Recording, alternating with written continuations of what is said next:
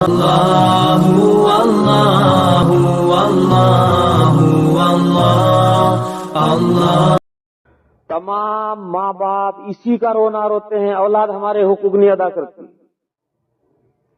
اور ہر ماں باپ یہ سوچتا تھا ماں باپ کیا اولاد پر کیا حقوق ہے، اسی کو سب ماں باپ جاننا چاہتے ہیں، مگر کوئی ماں باپ نہیں جاننا چاہتا کہ اولاد کے بھی کچھ ماں باپ پر حقوق ہیں یا نہیں، اور وہ ماں باپ نے وہ اولاد کے حقوق ادا کر رکھے ہیں یا نہیں کر رکھے۔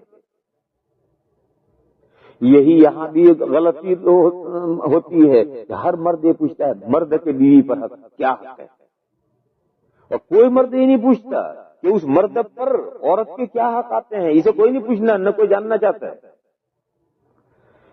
تو اس لیے یہ جو ایک طرفہ ذہن ہے یہ سب جگہ غلط،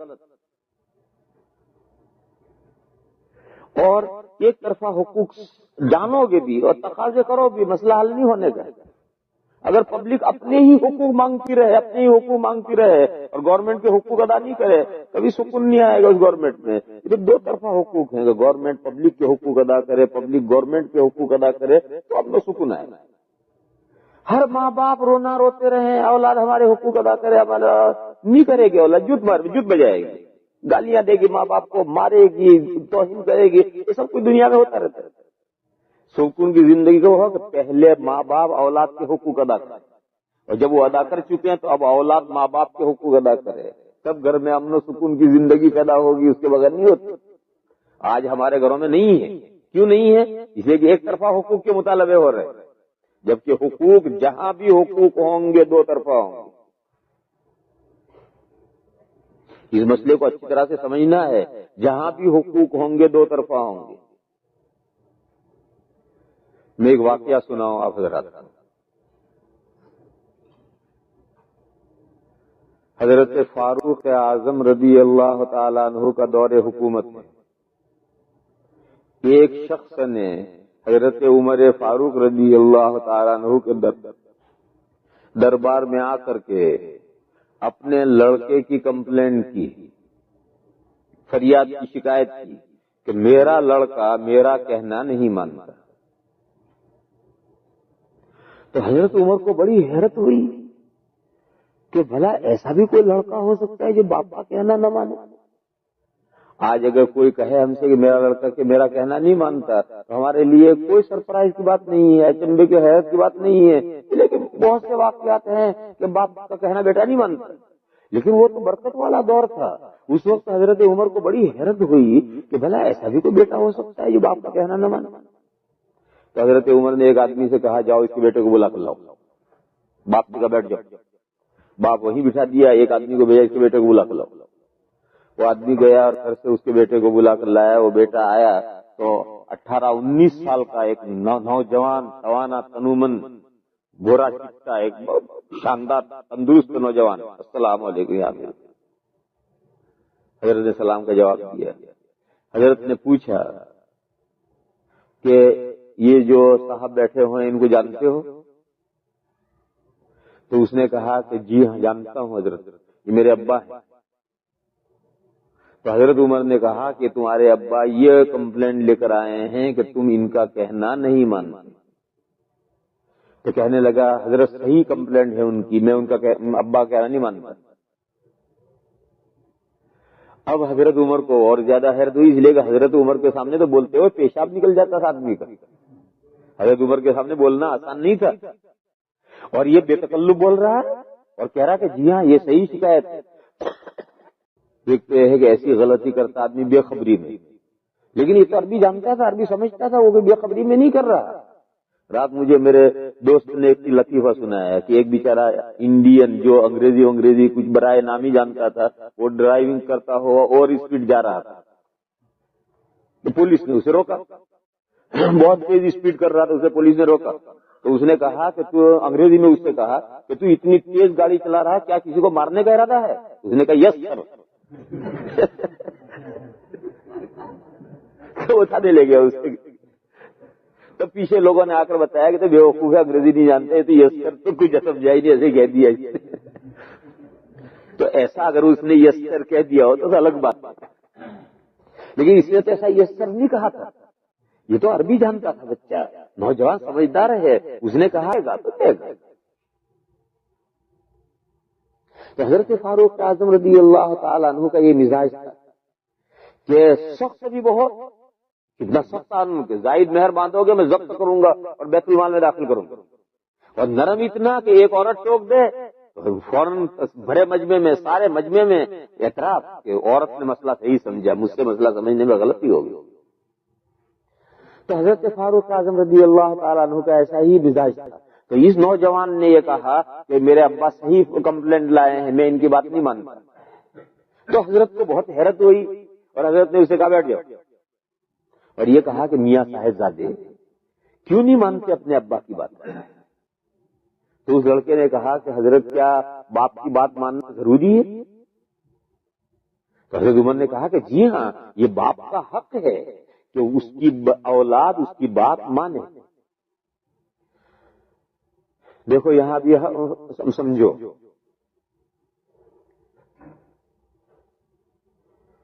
تین حق ہیں: خدمت، اطاعت اور تعظیم۔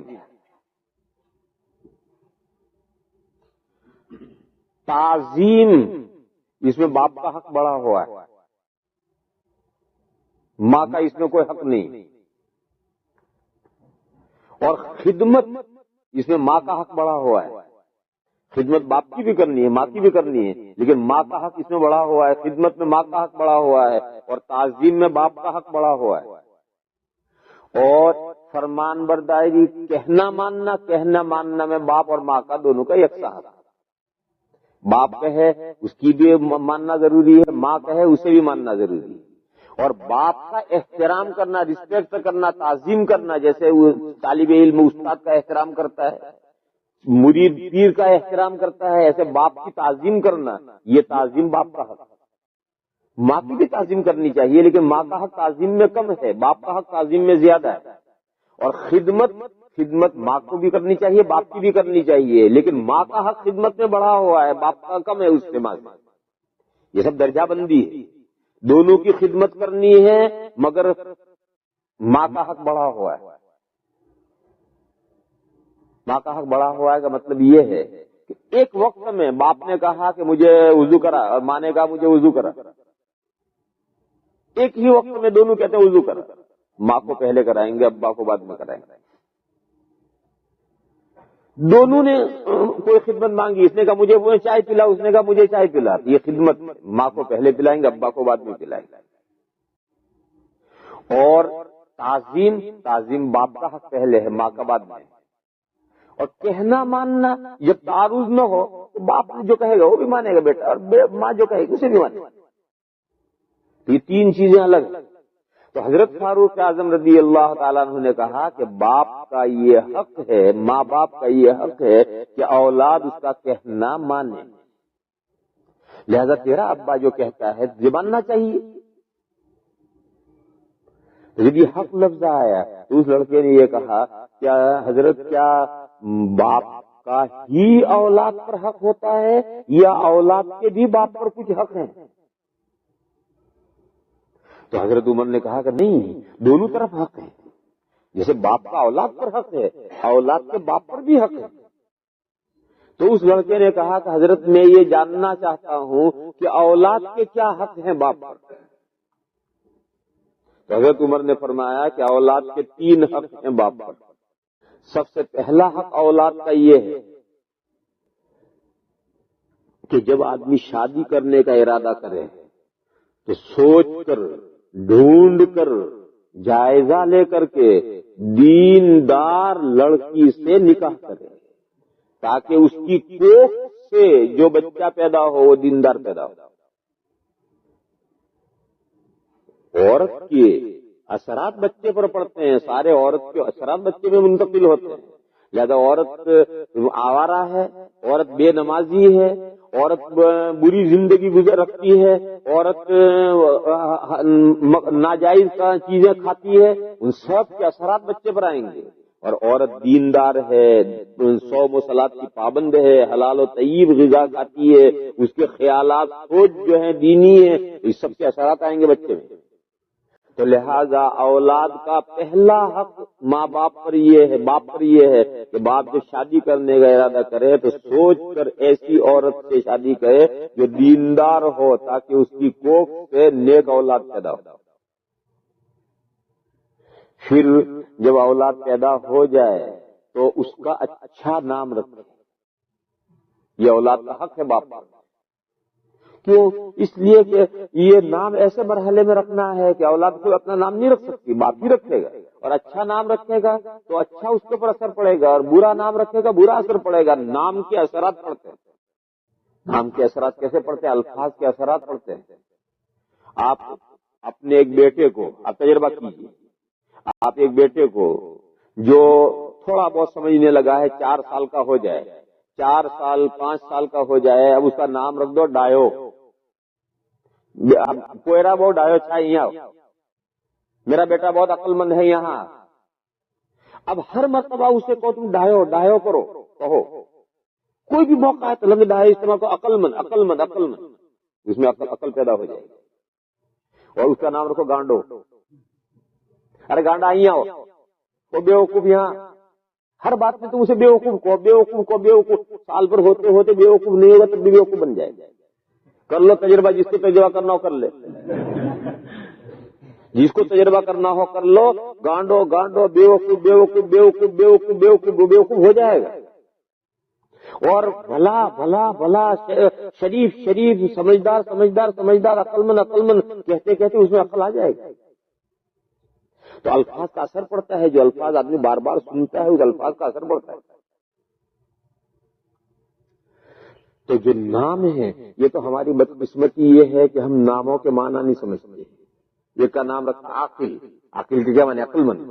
جب آپ بار بار بلائیں گے کہ بھائی عاقل بھائی یہاں آؤ، بھائی فلاں بھائی، تو عاقل کے معنی عربی والے تو سمجھتے ہیں، وہ تو عقل مند معنی ہے۔ جب وہ لفظ عاقل بار بار سنے گا تو اس کے اثرات پڑیں گے اس کو۔ اور اگر اس کا نام رکھو جاہل غافل، تو جاہل غافل احمق نام رکھو گے تو اس کے معنی بھی وہ سمجھتا ہے۔ بیوقوف کے معنی نہیں، بدھو کے معنی بدھ کو اس دن پیدا ہوئی، اور پیر کے دن پیدا ہوا تو پیرو ہے، اور منگل کو پیدا ہو تو منگلو ہے، اور جمعرات کو پیدا ہو تو وہ جمعراتی ہے، اور جمعہ کو پیدا ہو تو وہ جمن ہے، جمن یا جمن بولتے ہیں۔ شنیچر اور اتوار کے لیے کوئی لفظ نہیں ہے، وہ برے لفظ ہیں، برے دن ہیں، اس لیے اس دن بچہ پیدا نہیں ہوتا۔ شنیچر جو ہے عیسائی ہے، شنیچر یہودیوں کا ہے، اور اتوار جو ہے عیسائیوں کا ہے، اس لیے ان 2 دن بچے نہیں پیدا ہوتے مسلمانوں کے یہاں۔ اور باقی سب دنوں کے نام رکھتے ہیں، پیرو، منگلو، بدھو، جمعراتی اور جمن۔ تو حضرت نے بتایا کہ دیکھو، ماں باپ کا دوسرا حق یہ ہے کہ بچہ، اولاد کا دوسرا حق یہ ہے کہ جو اولاد پیدا ہو جائے، لڑکا ہو یا لڑکی ہو، اس کا بہترین شاندار نام رکھا جائے۔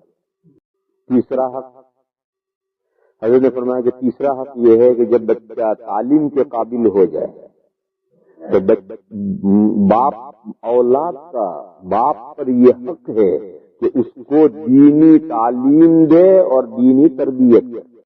یہ 3 حق ہیں اولاد۔ دنیا میں لوگ اپنی اولاد کے لیے جمع کرنے کے لیے رات دن دوڑ دھوپ کرتے ہیں، محنتیں کرتے ہیں، جائز ناجائز کرتے ہیں، پیسہ اکٹھا کرتے ہیں تاکہ کچھ اولاد کے لیے بنا کر جائیں، کچھ زمین کچھ مکان بنا کر جائیں، کچھ بیلنس چھوڑ کر کے جائیں۔ حدیث شریف نے کیا کہا ہے؟ حدیث شریف نے کہا ہے ما نحل والد ولدا خیر من ادب حسن۔ کسی باپ نے اپنی اولاد کو اچھی تربیت سے بہتر کوئی گفٹ کبھی نہیں دی۔ اولاد کے لیے بہترین گفٹ ہے وہ اچھی تربیت۔ اس اچھی تربیت پر جتنا خرچ ہو خرچ کرو، یہی اولاد کے لیے بہترین گفٹ ہے۔ انہوں نے تمہارا دیا ہوا مال اولاد کے پاس بھی 4 دن بھی نہیں رہنا ہے، وہ تو چند دنوں اڑا دے۔ میرے بھائیو، یہ مسئلہ سمجھو، اس ملک کے احوال جو ہیں وہ بہت خطرناک احوال ہیں۔ اپنے جنریشن اور اپنی نسلوں کی تعلیم و تربیت پر، اور ان تعلیم یعنی ان کو دین کی تعلیم دینا اور ان کو تربیت کرنا، یعنی اسلامی ماحول میں رکھ کر کے ان کی تربیت کرنا، اس کے لیے خرچ کرو۔ اپنے اسلامی مدرسے قائم کرو، اسلامی اسکول قائم کرو، اسلامی گھر سے اسکول قائم کرو، اپنی بچیوں کو، اپنے بچوں کو اپنے ماحول میں رکھ کر کے اس کے اوپر خرچ کرو، جتنا خرچ ہو کرو۔ یہی تمہاری اولاد کے اور نسلوں کے کام آنے والی چیز ہے. بیلنس کچھ کام آنے والا نہیں ہے. اگر اس حقیقت کو نہیں سمجھیں گے ہم اپنی نسلوں کی حفاظت نہیں کر سکیں گے. اگر اس کے پاس ہم بیلنس نہیں چھوڑیں گے، اللہ نے اس کی قسمت بنائی ہے، اس کی قسمت میں جو اللہ نے لکھا ہے اللہ خود ہی اسے پہنچائیں گے. بھوکا نہیں ماریں گے، اس کا پیٹ ضرور بھرے گا. لیکن اگر ہم اس کی تربیت کر کے نہیں گئے اور آوارہ ہو گیا، وہ لڑکا یا لڑکی آوارہ ہو گیا، تو ہمارا بیلنس اس سے کچھ کام نہیں آتا. وہ بیلنس اور تباہ کرے گا اس سے. اگر وہ آوارہ ہو گیا تو ہمارا بیلنس اور تباہ کرے گا اس سے. اس لیے حدیث شریف میں حضور نے فرمایا کہ کسی باپ نے اپنی اولاد کو بہترین تربیت سے اچھی کوئی گفٹ نہیں دی. لہذا دینی تربیت کرنا، دین کی تعلیم دینا، دین کی تربیت کرنا، یہ اولاد کا باپ پر حق ہے. یہ حضرت نے 3 حق بتائے. دیکھو یہ 3 حق ہیں. اس 3 کے حق کے بدلے میں 3 حق ہیں. باپ کی تعظیم، باپ کی اطاعت فرمان برداری اور باپ کی خدمت. یہ 3 حق ہیں. 3 کے بدلے میں 3 ہیں. 3 برابر سرابر حقوق ہیں. یہ نہیں کہ کم و بیش ادھر سے 3 حق ادھر ہیں تو ادھر سے 3 حق ادھر ہیں. اس لڑکے نے کہا کہ حضرت میری کہانی سنیے. یہ ابا بیٹھے، ان سے پوچھئے. انہوں نے ایک ایسی عورت سے شادی کی تھی جو بدنام زمانہ تھی. میری امی کو اچھا اس کے بارے میں اچھا خیال لوگوں میں نہیں تھا، بدنام سمجھی جاتی تھی. ایسی عورت سے تو انہوں نے شادی کی تھی. پہلا حق تو اولاد کا مارا. پھر جب میں پیدا ہوا تو میرا نام رکھا ہے انہوں نے جعل. جعل عربی میں کہتے ہیں گوبرے لے کو.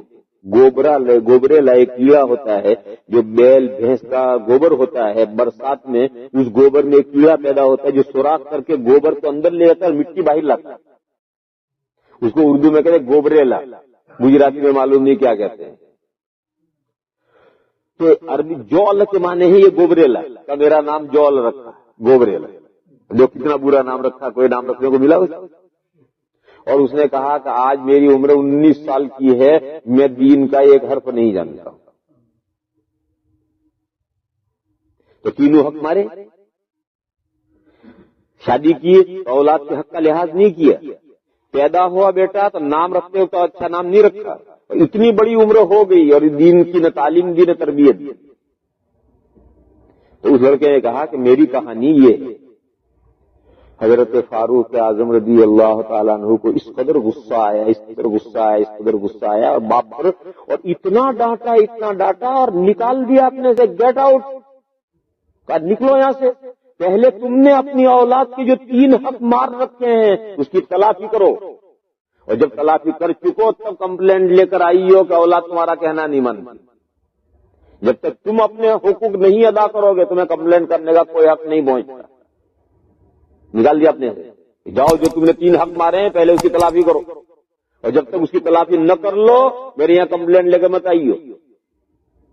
یہ واقعہ ہے روایت میں، حدیث میں حدیث ہے. اس واقعے میں آپ اپنی معاشرے کی تصویر دیکھیں، اپنے معاشرے کی تصویر دیکھیں کہ کتنے ماں باپ ہیں جنہوں نے اولاد کے یہ 3 حق ادا کر رکھے ہیں.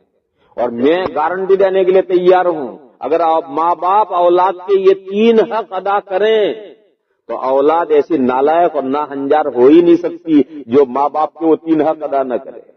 تعظیم، اطاعت اور خدمت، یہ جو ماں باپ کے 3 حق ہیں یہ 3 حق ادا نہ کرے ممکن نہیں. لیکن اگر ماں باپ یہ اولاد کے 3 حق ادا نہیں کریں گے تو پھر ماں باپ کو جد بھی کھانے ہوں گے، گالیاں بھی کھانی ہوں گی، اور پھر رونا بھی پڑے گا. ان پھر آنسو پوچھنے والا کوئی نہیں ہوگا. تو اصل مسئلہ تو میں یہ سمجھاتا تھا کہ شریعت میں کہیں ایک طرفہ حق نہیں ہے، یکساں حق ہے، ادھر سے ادھر، ادھر سے ادھر. تو یہ جو ہمارے یہاں ایک مزاج بنا ہوا ہے یہ پوچھنا کہ مرد کے عورت پر کیا حقوق ہے، بس یہی جو ایک طرف سے پوچھنے کا مزاج ہے میرے بھائیو یہ صحیح نہیں ہے. ہمیشہ اصل بات تو یہ ہے کہ نیکی کر دفن کر. ہماری اردو کے ایک مسئلہ نیکی کر دفن کر. میرا حق کیا ہے، میرا حق مت مانگو، مت نہ جانو. دوسرے کا مجھ پر کیا حق آتا ہے اسے سمجھو، اسے یاد کرو، دوسرے کا حق ادا کرو. جب دوسرے کا حق ادا کرو گے دوسرا جک مار کر ہمارا حق دے گا. دیکھو ہم پڑھاتے ہیں ہم کبھی یہ نہیں سوچتے کہ ہمارا حق ہمارے طلبا پر کیا ہے، کبھی نہیں سوچتے۔ ہاں یہ ہمیشہ سوچتے ہیں کہ ان طالب علموں کے کیا کیا حقوق ہم پر ہیں، اور ہمیشہ کوشش کرتے ہیں کہ ان بچوں کے حق تلفی نہ ہو، ان طلبا کے جو حقوق ہیں وہ ہم پورے حق ادا کریں، اور ہم پوری کوشش کر کے ادا کرتے ہیں۔ اور الحمدللہ ہمارے طلبا اپنے ماں باپ سے زیادہ ہماری خدمت بھی کرتے ہیں، احترام بھی کرتے ہیں، سب کچھ کرتے ہیں۔ کیوں کرتے ہیں؟ ہم نے کوئی حق ان سے نہیں مانگا، ہم نے ان کے حق ادا کیے۔ ان کے حق ادا کب کیے؟ جب ہم نے جانا کہ ان کے ہم پر یہ حق ہے۔ تو میرے بھائیوں یہ جاننے کی کوشش کرو ہماری بیویوں کے ہم پر کیا حقوق ہیں، اور اسے ادا کرنے کی کوشش کرو۔ اسے تم کمپلیٹ ادا کرو گے تو تمہارے تو حقوق خود بخود عورتیں ادا کریں گی۔ انسان احسان کا غلام ہے، جب تم ان کے حق ادا کرو گے وہ ان پر احسان ہوگا، اور انسان احسان کا غلام ہے، وہ تمہارے حقوق ضرور ادا کرے گی۔ لیکن ہماری مشکل تو یہ ہے کہ استاد چاہتا میرا حق، شوہر چاہتا میرا حق، تو سب کہتے ہیں مجھ پر حق، یہ کیوں نہیں پوچھتا کوئی، اور اسے کیوں نہیں جاننا چاہتے اور اسے ادا کرنے کی کیوں نہیں کوشش کرتے؟ وآخر دعوانا الحمدللہ۔